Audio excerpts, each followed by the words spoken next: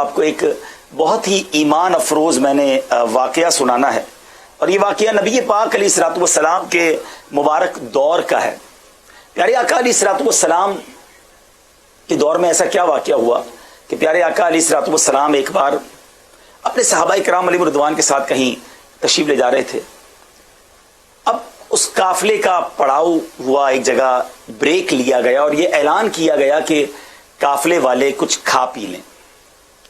اب جب صحابہ کرام علیہ رضوان نے اپنے توشہ دان کھولے، آج کی زبان میں جو ہم ٹفن باکس کہتے ہیں، تو حالت یہ تھی کہ صحابہ کرام کے پاس روٹی تو تھی مگر سالن نہیں تھا۔ ذرا غور کیجیے یہ کون لوگ تھے؟ یہ نبی پاک علیہ الصلوۃ والسلام کے صحابہ ہیں، یہ پیارے آقا کے ساتھی ہیں، مگر حال یہ تھا کہ سالن نہیں تھا، صرف روٹی تھی۔ ہم میں سے بہت سے ایسے لوگ ہیں جن کے گھروں میں کئی کئی دن کا راشن ہوتا ہے، مگر پھر بھی زبان پر شکوہ ہوتا ہے، کبھی تھوڑی سی تنگی ہو جائے تو شکایت ہوتی ہے۔ آج کل ڈیفیکلٹ ڈیز ہیں، ان حالات میں شکر اور صبر کی بجائے شکوے اور شکایات ہیں۔ یاد رہے صحابہ کرام تو نبی پاک کے ساتھی ہیں، اور اس آقا علیہ الصلوۃ والسلام کے ساتھی ہیں جن کو اللہ تبارک و تعالیٰ نے اپنے خزانوں کا مالک بنایا ہے۔ نبی پاک خود فرماتے کہ میں چاہوں تو یہ پہاڑ سونے اور چاندی کے بن کر میرے ساتھ چلیں، مگر پھر بھی صحابہ کرام علیہ رضوان کا صبر دیکھیں۔ اب کیا ہوا؟ صبر کرنے والوں کو انعامات بھی تو ملتے ہیں نا۔ ایک شہد کی مکھی، روایت کے الفاظ ہیں، نبی پاک علیہ الصلوۃ والسلام کے مبارک کانوں کے پاس بھن بھنانے لگی۔ آپ نے دیکھا ہوگا ناظرین، نارمل مکھی کانوں کے قریب سے گزر جائے تو کوئی اتنی زیادہ آواز نہیں ہوتی، لیکن اگر شہد کی مکھی آئے تو اس کی ایک الگ سے آواز ہوتی ہے، ایک الگ ہی اس کی ساؤنڈ ہوتی ہے۔ صحابی رسول نے نبی پاک سے بڑا کمال کا کوشچن کیا کہ حضور یہ مکھی آپ سے کیا کہہ رہی ہے؟ اٹ مینس صحابہ کا بھی عقیدہ تھا کہ نبی پاک سب جانوروں کی، چرند پرند سب کی بولیاں جانتے ہیں۔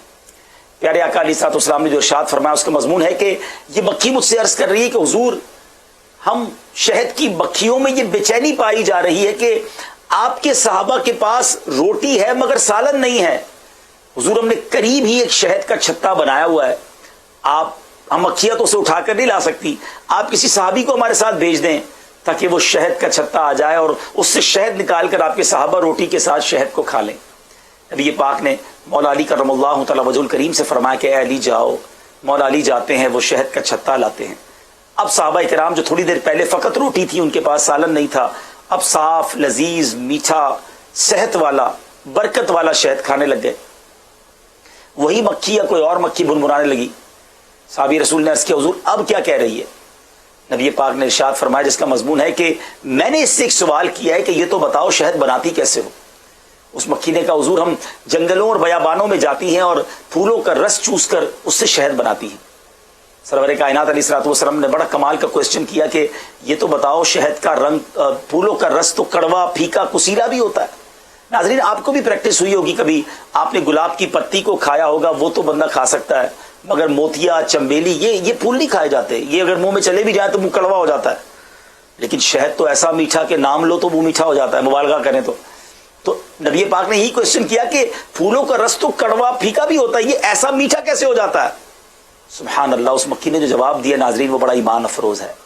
وہ مکھی کہتی ہے حضور ہم جب مکھیاں پھولوں کا رس چوسنے جاتی ہیں تو اس میں ہمارا ایک سردار بھی ہوتا ہے، اور آج بھی سائنس ہی کہتی ہے کہ یہ جو شہد کی جو پورا فلسفی ہے، پورا سلسلہ ہے، اس میں کوئین بھی ہوتی ہے، ملکہ مکھی ہوتی ہے۔ وہ مکھی نے تقریباً 1450 سال پہلے بتا دیا تھا کہ حضور ہمارے ایک پورے قافلے میں ایک سردار ہوتا ہے۔ جب ہم پھولوں کا رس چوس کر واپس آتی ہیں تو وہ جو لیڈر ہوتا ہے، جو امیر ہوتا ہے، وہ حضور آپ پر درود پڑھنا شروع کر دیتا ہے، اور ہم ساری مکھیاں اس کی دیکھا دیکھی آپ علیہ الصلوۃ والسلام پر درود پڑھتی ہیں۔ حضور یہ کوئی اور کمال نہیں ہے، یہ آپ پر درود پاک پڑھنے کی برکت ہے کہ کڑوا پھیکا کسیلا رس جو ہے پھولوں کا یہ شہد جیسا میٹھا ہو جاتا ہے۔ سبحان اللہ سبحان اللہ۔ پھر شہد میں کیوں نہ شفا ہو؟ آج کی سائنس بھی کہتی ہے کہ شہد جو ہے وہ بہت ساری بیماریوں کے لیے شفا ہے۔ جو چیز درود پاک کی برکت سے میٹھی بنتی ہو اس میں کیوں نہ شفا ہو؟ علماء نے اس واقعے کے تحت بڑے پیارے پیارے مدنی پھول دیے۔ ایک بڑا پیارا مدنی پھول یہ تھا، ایک زبردست پوائنٹ یہ تھا کہ جب درود پاک کی برکت سے کڑوا پھولوں کا رس میٹھا ہو سکتا ہے تو جس بندے کی زندگی میں گناہوں کی کڑواہٹ ہو، بدعمالیوں کی پھیکاوٹ ہو، اور وہ چاہتا ہے کہ زندگی میں نیکیوں کی مٹھاس آ جائے، تو وہ درود پاک اپنی زندگی میں شامل کر لے, کثرت سے درود پاک پڑھتا رہے, اللہ کریم اس کی زندگی میں نیکیوں کی مٹھاس عطا فرما دے گا.